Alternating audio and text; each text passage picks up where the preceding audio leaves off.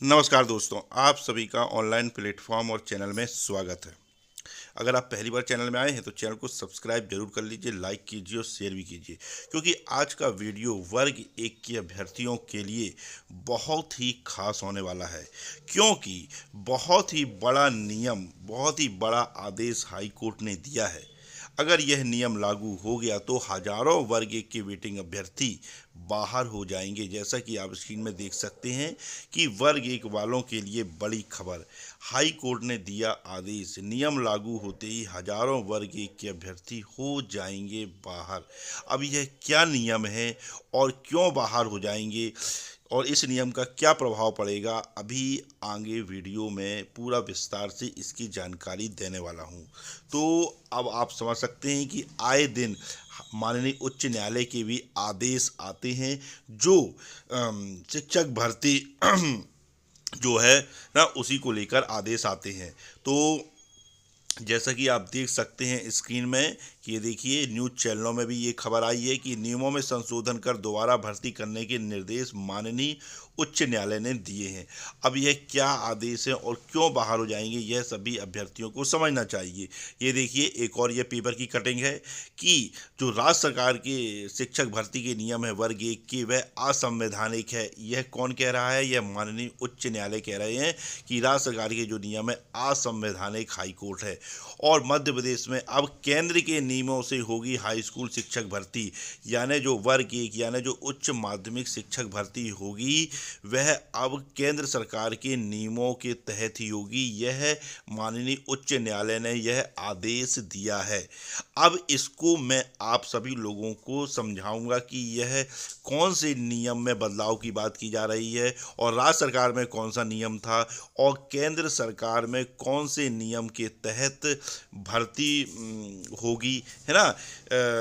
कौन सा नियम है जिससे कि वर्ग 1 के अभ्यर्थी प्रभावित होंगे। तो यह पूरी जानकारी इस वीडियो के माध्यम से आपको देने वाला हूं। तो अभी आपके स्क्रीन में जाके सबसे पहले मध्य प्रदेश का नियम आएगा कि मध्य प्रदेश में किस नियम के तहत वर्ग 1 की शिक्षक भर्ती होती है। तो आप समझिए, जैसा कि एक सब्जेक्ट आप देखिए, यह जो स्क्रीन पे आपको दिख रहा है यह मध्य प्रदेश का नियम है कि इतिहास सब्जेक्ट देखिए आप, तो इसमें सह विषय है आधुनिक भारत, आधुनिक इतिहास, मध्यकालीन इतिहास, प्राचीन इतिहास, यूरोपियन हिस्ट्री, कंपोजिट हिस्ट्री, ये सह विषय हैं। और मेन विषय क्या है? इतिहास। मेन विषय सिर्फ इतिहास है। तो आप देखिए, अगर आपने मध्य प्रदेश में क्या नियम था कि अगर आपने सह विषय से स्नातकोत्तर यानी पीजी डिग्री की है तो फिर आपको ग्रेजुएशन में भी इतिहास विषय होना चाहिए। मैं आपको इतिहास विषय से आपको एग्जांपल देके समझा रहा हूँ। तो ग्रेजुएशन में भी इतिहास विषय होना चाहिए।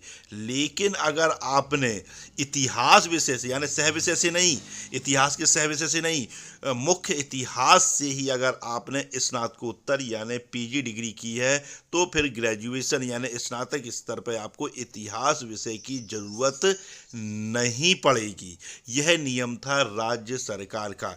आप समझ गए? एक बार और मैं आपको समझा दूं कि अगर आपने सह विषय यानी आधुनिक इतिहास सह विषय है, मध्यकालीन इतिहास सह विषय है, प्राचीन इतिहास सह विषय है, अगर इससे आपने पीजी डिग्री की है तो फिर ग्रेजुएशन में भी आपको इतिहास विषय होना चाहिए। लेकिन अगर आपने मुख्य विषय यानी इतिहास से ही अगर आपने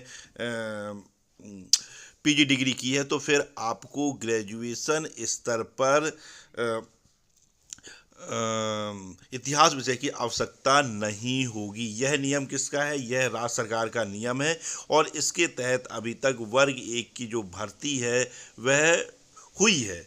अब केंद्र सरकार का नियम क्या है? अब आने वाली स्क्रीन में जैसा कि आप देख सकते हैं कि ये देखिए, ये है केंद्र सरकार का नियम। इसमें भी मैंने इतिहास से ही आप लोगों को एग्जाम्पल दिया है कि ये देखिए पीजीटी यानी पोस्ट ग्रेजुएट टीचर इतिहास, यह जो अब नियम जो आपको दिख रहा है ना, यह नियम किसका है? यह केंद्र सरकार का नियम है, सेंट्रल गवर्नमेंट का। तो क्या लिखा है? इन कंसर्न सब्जेक्ट और any specialization in concern subject provided the candidate has studied concerned subject graduation level also. अब इस चीज़ को आप समझिए कि केंद्र सरकार का नियम यह है कि अगर आप ने जिस सब्जेक्ट से आपने पीजी डिग्री की है यानी स्नातकोत्तर यानी पोस्ट ग्रेजुएशन किया है तो आपका स्नातक स्तर में भी वही सब्जेक्ट होना चाहिए। यानी अगर इसको मैं इस प्रकार से कहूँ कि अगर आपने ग्रेजुएशन यानी स्नातक जिस विषय से किया है, तो आपको स्नातकोत्तर यानी पीजी पोस्ट ग्रेजुएशन भी आपको उसी विषय से करना होगा। तभी आप उच्च माध्यमिक शिक्षक यानी वर्ग एक शिक्षक भर्ती के लिए जो पीजीटी टीचर होते हैं, पोस्ट ग्रेजुएट टीचर, उसके लिए आप मान्य होंगे या एलिजिबल होंगे। तो आप समझ सकते हैं। तो अब इसका क्या प्रभाव पड़ेगा वर्ग एक की परीक्षा में, तो आप समझ सकते हैं कि बहुत से वर्ग एक के अभ्यर्थी मध्य प्रदेश में ऐसे हैं जिन्होंने ग्रेजुएशन किसी और विषय से किया है और पोस्ट ग्रेजुएशन मुख्य विषय से किया है, तो उनका मान्य है अभी। लेकिन अगर यह नियम लागू हो जाएगा तो वह मान्य नहीं होंगे। तो अब आप देख सकते हैं कि हजारों अभ्यर्थियों पर इसका प्रभाव बिल्कुल पड़ेगा, है ना, और पड़ सकता है। तो आप देख सकते हैं कि यह नियम अगर मध्य प्रदेश में लागू हो गया केंद्र सरकार की, तो हजारों अभ्यर्थी इससे प्रभावित होंगे जो वर्ग एक की जो क्वालिफिकेशन है उससे बाहर हो जाएंगे। तो यह बड़ा नियम है और माननीय उच्च न्यायालय ने, है ना, आदेश दिया है, अभी निर्णय दिया है कि अब जो वर्ग एक शिक्षक भर्ती है वह किसके तहत होगी, केंद्र सरकार के नियमों के तहत होगी, एनसीटीई के नियमों के तहत होगी, है ना। तो अब आप देख सकते हैं। तो अब ये बात हुई, है ना। और अब ये बात है कि वर्ग एक पदवृद्धि के लिए जो वर्ग एक के अभ्यर्थी वे लगातार प्रयासरत हैं और इसके लिए वे लगातार उप मुख्यमंत्री राजेंद्र शुक्ला जी, जो कि मध्य प्रदेश के उप मुख्यमंत्री हैं, जो रीवा जिले से आते हैं, तो उन्होंने ठोस आश्वासन वर्ग एक के अभ्यर्थियों को दिया है कि उनके पद रिक्त हैं और उस पर वे पद वृद्धि करवाएंगे। और इसके लिए लगातार वर्ग एक के वेटिंग अभ्यर्थी उनसे मिल रहे हैं और उनकी जो पीड़ा है वर्ग एक के अभ्यर्थियों को वह उप मुख्यमंत्री जी को बता रहे हैं। और इसी को लेकर अभी आज एक रीवा में सभी एकत्रित होने वाले थे, है ना, जिससे कि एक अधिक संख्या बल के साथ उप मुख्यमंत्री से मिल सकें और फिर से उनकी जो वर्ग एक पदवृद्धि की जो पीड़ा है उसको बता सकें। लेकिन उप मुख्यमंत्री जी रीवा में नहीं होने के कारण यह जो प्रोग्राम है यह कैंसिल हो गया है, रद्द हो गया, कैंसिल हो गया है ना।